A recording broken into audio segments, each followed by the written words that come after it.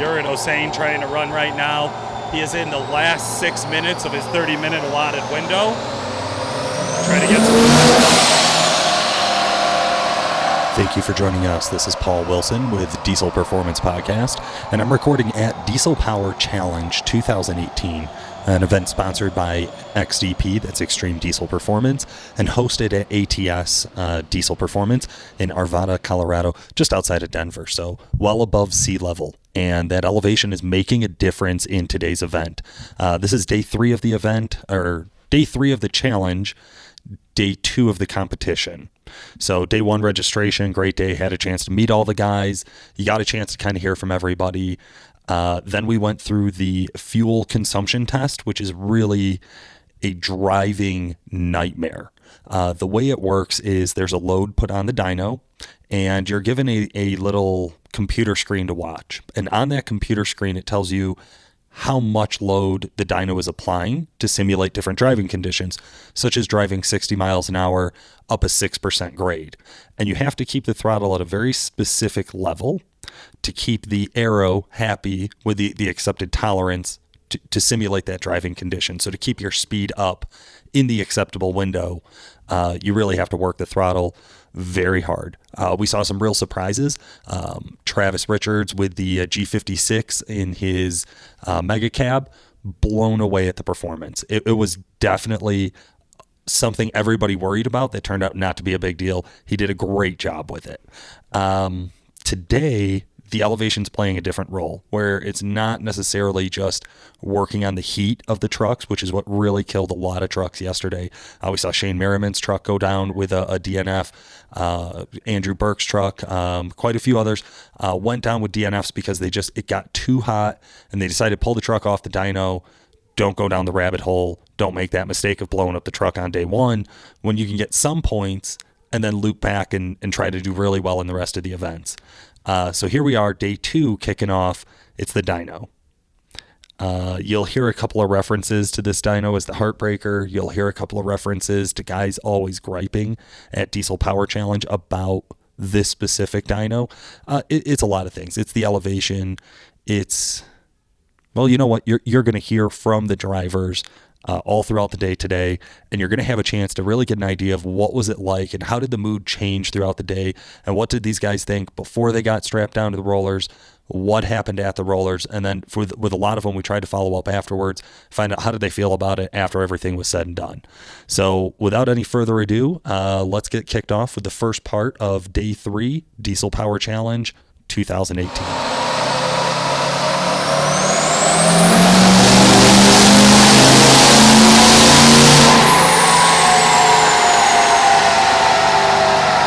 What do you think?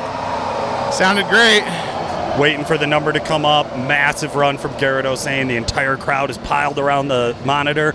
Everybody just waiting to see them flash that little number.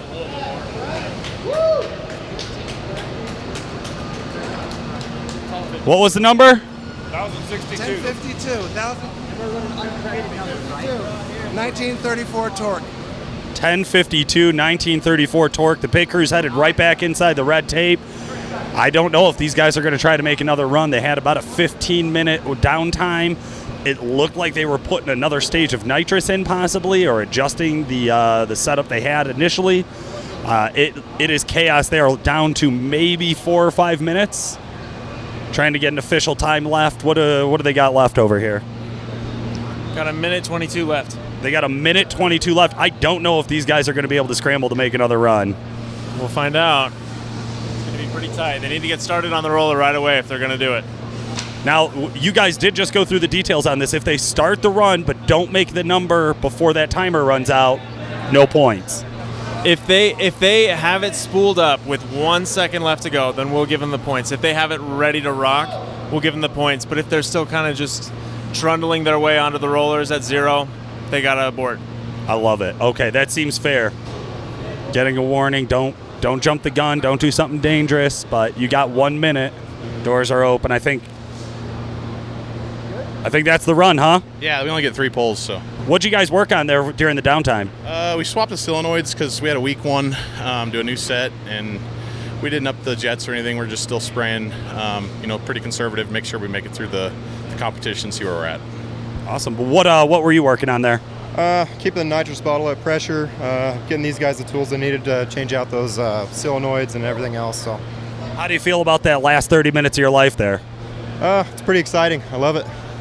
Awesome. Well, thank you for the pit crew from Garrett Olsen's truck, number 11. We're going to grab Garrett as soon as he gets off the dyno here. Cody Pulliam's on the dyno right now. Just made his first pull. Looks like 1059 with a max torque of 1559. Why did that one not count? It was a downshift. The downshift basically spikes it down, as he said. This is the rule. The vehicle's transmission must remain locked in the selected transmission, the sampling gear, to an entire RPM sampling window while data is being recorded.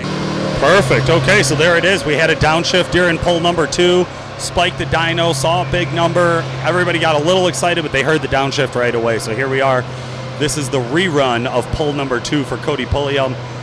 Rolling on the dyno again. Somebody a lot of experience with the rollers. It's hard to do it, man. Nerves are out. Everybody's watching. You're on live feed. This is a lot of momentum is built up to this specific event. So for somebody even with as much experience as Cody has to run into an issue like that, not totally surprising. Ramping up here for run number 2. RPM's coming up. She's making some noise, starting to sing. Up over 3,700 RPM. That turbo's singing. Everybody's crowding in on the numbers again. Everybody wants to know, what did that make? Comes over 1052, a little bit lower than his first pull. Pretty surprising. It sounded so rowdy. Looks like I got 1594 on the torque, 1052.2 on the horsepower. Pit crew's back over by Cody, ramping in. Looks like they're just having a little powwow, talking about what's going to be next. We got some clarification on the downshift rule. We got a solid run number 2 with no downshift in it. Having a hard time breaking that 1050 uncorrected. Dimitri Millard and Tony Cook in the truck now. Went through an attempt at a pull, but we didn't get any numbers out of it. I think they backed out of it or had an issue with the test window. Something wasn't right, and they decided not to push it further. The truck's off right now. Dimitri is sitting shotgun. Cody's behind the driver's seat. They've been having a pretty in-depth conversation about what to do and what the strategy is here, I would assume. They've now pulled in the dyno operator. Seemed to be very animated while discussing the situation with the dyno operator. This is a very experienced operator. He has been here, worked with ATS in the past for over 6 years, has hosted and worked through ATS's spring dyno event as well as the Diesel Power Challenge. He was invited out this year by Diesel Power magazine. So he is here. He is very knowledgeable. He knows how to run these tests, how to work with these drivers, make sure that everybody's on the same page. Looks like lights on, keys on, some coaching about which gauges to watch. Dimitri seems to be looking like he's going to exit the truck. I'm not sure if he's going to sit shotgun for this pull or not. It's all on Cody. He's the one behind the driver's seat. He's the one who got voted in. It'll be really interesting to see what they decide to do here. Cody Pulliam getting ready for his third and final pull. He's got plenty of time left on the dyno. Ramping up here. Last pull. Speed's coming up.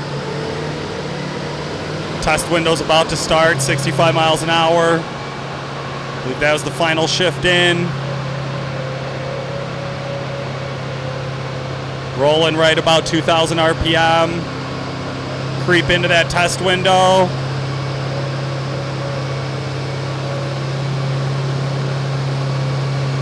Rolling, rolling, rolling, rolling, rolling. He's in it, letter E! Dimitri giving him some coaching from back on the sides here, letting him know when to call it cuts. Everybody rolling into the screen again. We all want to see that final number. Is he going to be able to beat the 10:59 he put up, 10:52 he put up last time? I'm the only one talking. Test stop, 10:10. Looks like he's going to roll away in those 1050s. Trey Hutton rolling on the dyno now. Already our second Duramax of the day. He has Cody Pulliam, another competitor and operator of the Northwest Dyno Circuit's dyno, sitting shotgun, helping coach him through this event. Really getting into it now. Shaking their heads, both of them shaking their heads inside the truck. This looks rough. Does not look like he is happy. Sadly to say, there was not the rush to the dyno after Trey Hutton's final pull there. Seemed like everybody knew there was something up. Cody Pulliam's coming out from shotgun, riding with him. Dimitri Millard's rolling up to talk to him a little bit. I believe they got one more run. So that was pull number 2. The numbers, if they're floating at all, are not what these guys are looking for. We're in the 595, 650 range, 1,200 foot-pounds of torque, uncorrected. Looking around for somebody with the time left. We got how much time on this one? How much time left? 21 minutes. These guys just started. 21 minutes. They got 2 pulls in. They got a lot of time to figure out what's up and what they're going to do. I don't know they have enough time to rig up nitrous on it, but we'll see what we can do here. I got Cody Pulliam here. We're going to try to sneak behind the line, get a couple of questions in with him. Cody, how did your run go?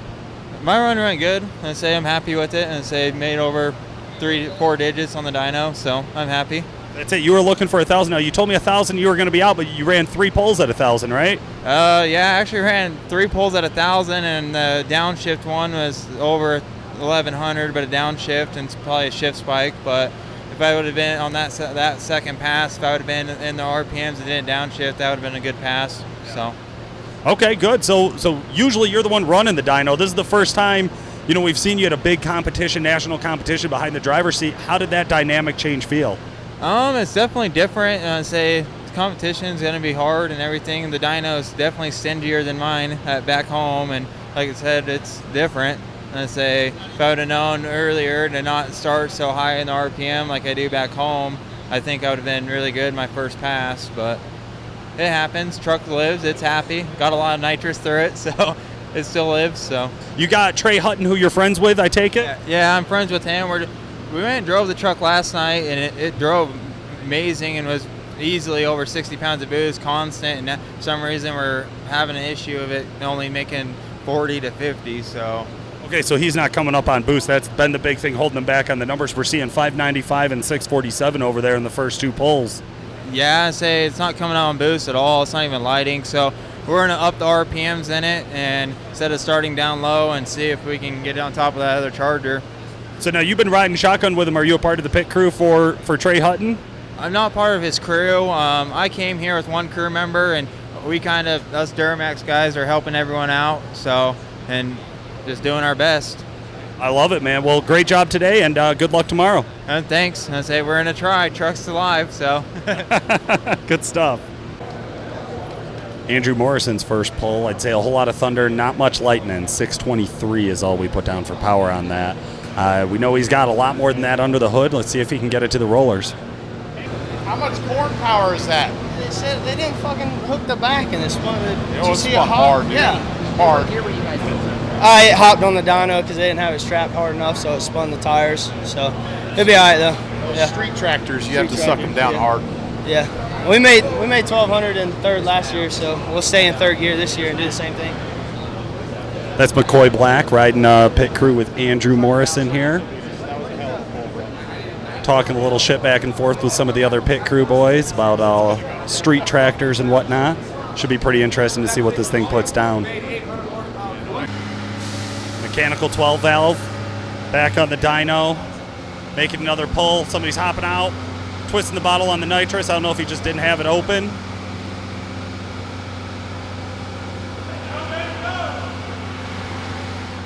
A lot of advice out here from McCoy Black from the Foot Crew fans. See him purging the system.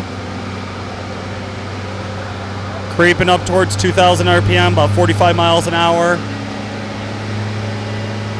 Gonna roll into that test window. I got a feeling he bumped up his RPM just a little bit.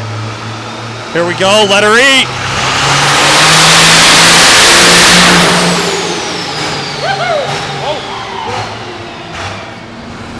They're pulling up the graph for one of the first times here so that you could actually see what is the dyno reading, what's the graph look like. They claim to have been spinning the back tires after the first pull around 600 horsepower. This one came in around 640 as well. A lot of discussion over this graph. I got KJ Jones next to me. What are your thoughts? Suspected they were spinning the tires. We addressed that. We looked at wheel speed, and it was kind of in the middle. It could have been, it might not have been. You know what I mean? So to just correct that, we just tighten them down, but it repeated. You know what I mean? So it might be all in. It looked like a nitrous shot happened and everything, but I mean, we're not using corrected numbers. You have to understand that. But if you look at the corrected numbers, based on what he submitted to us, I think that's about ballpark for where he is with this truck. So, that's about it. It is hard for a lot of these guys to wrap their heads around corrected and uncorrected numbers. People saying the dyno's stingy. Realistically, we're at altitude, so we know we're going to read a lower number. Weather correction is too correct for altitude. So I'm right there with you. As I'm looking at it, weather corrected, we're 800 horsepower on this setup. I believe I don't know it for a fact, but I believe his advertised, or what he entered and said that it made was somewhere in the 900 area. So we're probably about close right now. Pretty close, man. Pretty close. All right, well, thank you very much. Zach Scholes getting ready for run number 2. Looks like he's got a little coaching coming from his pit crew.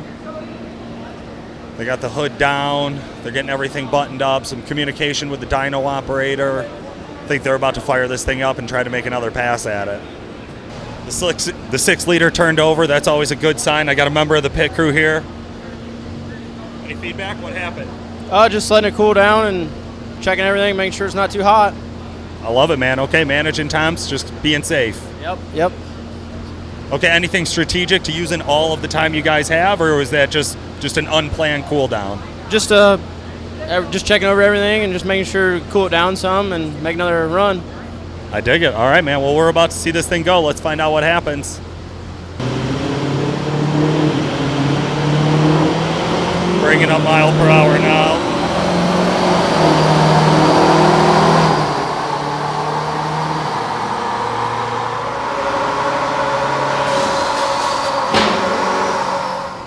Something popped.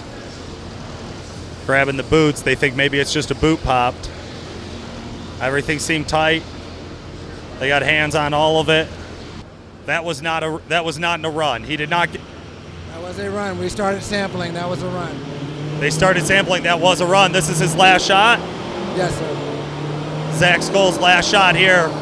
6 liter, trying to bring it back for Diesel Power Challenge 2018. Holding steady. He's got the mile per hour. I think he's coming up on boost. He's checking his gauges. Coming into it harder, bringing up the RPM, another pop. Backed out. He's shaking his head. I'm not sure. Not sure if that one was sampling. Not sure if that one was a run. I think he's coming into the spray too soon is the word on the street. Very unfortunate situation, and this happens at Diesel Power Challenge. This happens at Ultimate Callout Challenge. This happens at your local dyno events and your national dyno events. It's a really, really tough thing to see because we know this is a beautiful truck. We know this truck is capable of making some serious power. The numbers that came across, I think he had a higher run previously. This one came in at 324 and 720 foot-pounds of torque. It's not what he was looking for. I know that, but we're going to talk to him here in a little bit, and we'll find out what his thoughts were on the situation. All right, I'm here with Zach Scholes after his run on the dyno. Zach, how'd it go? Our first run that we put down wasn't bad. It was a good first run, good test. After that, it wasn't exactly what we wanted. We made our first run, swapped out for a larger nitrous jet. What I was trying to do, my strategy basically was I knew we weren't going to have the high horsepower number, so I tried loading it down a little bit lower and coming in harder sooner and spraying a little bit more nitrous to try and really get a high torque number to make up for what we weren't going to make on the big end. Long story short, it didn't quite work for us. The truck really wants to be wound up more to take that. Okay. So walk me through that. What does that mean? So you were coming on the nitrous too early for the rest of the setup on the truck? Essentially, yes. We were bringing in too much nitrous too soon in order to try and cheat the system to get our get our torque number higher for an overall higher combination between the horse and torque. We probably, coming in that low, we would have been better off probably sticking with the jet that we had in it. We saw that we still had plenty of fuel left to clean up after that first pass. That's why we made that switch, and like I say, it just didn't work out the way we wanted it to. Okay, no problem. Tell me about with swapping out the bottles. I saw a blowtorch and a tank sitting next to the truck on the dyno. What's going on there? What was the strategy? Essentially what we're trying to do there is we're trying to keep the nitrous bottle at a specific maintained pressure. That way when we go and when we hit the jets, we know that we have X amount of PSI of nitrous spraying at this point in time. Try and help with a little bit more consistency. Okay, good stuff, man. Do you know what your final numbers came out to then? I don't know what our final number was. Oh, it was at 16 combined, roughly? Okay, so right in that ballpark. Okay. What's your strategy going into tomorrow? Tomorrow we're just going to try and play the field, see how everybody else does. We're going to try and use the truck setup to our advantage as far as the the eighth mile trailer tow and the obstacle course as compared to a lot of the guys that are going to get us on the quarter mile. We'll try and keep them in the short game. Gotcha. All right, man. Well, I'm glad to hear it. You guys are killing it. Truck looks great. Glad to see you guys are doing well. We'll talk to you again tomorrow. Thank you much. All right, guys, back in after the lunch break. Shane Merriman just made his first pass on the dyno. Beautiful truck, 74 F250 compound turbocharged 5.9 liter. Looks like he's just right at that 800 horsepower mark on his first pull. I know these boys were hoping for something a little bit more. They were definitely thinking if they hit 1,000, they were going to call it good. So anything in the 4 digits, they were going to be happy.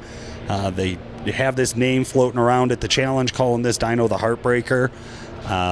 We'll see, man. This is going to be a tough one. There was a noise during Shane Merriman's first pull here on the dyno. Pretty loud pop. We're going to see if there is any damage. Moving down into the zone right now to see what happened. The smoke is starting to clear out of the dyno bay. Reeks like soot. We got Shane here. Shane, how'd it go first pull? I didn't do too bad. There's a lot left more in it. We blew a boot, so we got plenty of time. We're going to get that fixed up and make another pull. Love it, man. Yeah, we heard the pop, wanted to make sure everything was okay. So it looks good. It's just a boot. You're back at it? Yeah, definitely. We'll get it fixed up. Back at it. All right, early into the afternoon, Shane Merriman, first truck on the dyno after the lunch break. We had a boot issue. Heard you revamp. I think I heard another boot issue at the end. How did it shake down for you? Well, we blew our own boots off. So, yeah, I mean, first time we blew the boot, it actually ripped. And then we got a spare. Second time, it just slipped out. I mean, you build a truck the best you can. Altitude, different dynos, it'll test it. So it did good. Okay. How did it shake down? What number did you end up with? Well, I think I ended up with like 890 something. Okay. So I mean, it's a respectable number for what it is, and good thing is the truck's together. Temperatures were good, EGTs were good. We'll just get it bulletproofed, and we'll be at the track. So would you say yesterday's fuel consumption test or today's dyno run was harder on the truck? Oh, the fuel consumption test was definitely hard. I think it was hard on a lot of trucks. I mean, you're testing your truck, 20 minutes, half hour through all RPMs. I mean, at this altitude, high EGTs, low boost. I mean, it's a struggle. So I think that was a struggle for a lot of trucks, and I think you're going to see some of the trucks really shine from here on out. Okay, I'm excited for it. How much spray did you guys throw at it today? Everything. So it was we had a 123 jet in it, and it was still climbing. It was the dynograph showed it was still climbing in horsepower when it let loose the second boot. So I'm positive that there's at least another 100 plus horsepower on the table at this altitude, which equals to 1,000, 1,100 back at home. So I think we're doing good. Awesome, man. Well, I'm excited. Truck looks great. We're excited to see you guys compete tomorrow. Thank you. All right. Well, you heard it from the drivers. Spirits are high as we roll into this these interviews went very, very quickly. So that's why it's only 1 or 2 minutes apiece, because these guys are going to get lined up for their trucks. They're trying to rush to watch the next guy go up and get on the dyno. Everybody's talking about 1,000 horsepower. I mean, even the guys who won't commit to a number to me, they just, everybody knows their truck will make 1,000 horsepower, and everybody knows this is a tough dyno. And it's not that it's a tough dyno, it's that we're using uncorrected numbers. We're a mile above sea level. That elevation matters. So if we're looking at an uncorrected number, that's just what it is. When we look at weather correction factors later on in the day, some of them still make sense, and some of them there's other things that are going on. So we're going to dive into that and try to get some recaps and some feedback as we go throughout the week here. Hopefully as time passes, guys open up a little bit on how much they're willing to share about some of the problems that they ran into.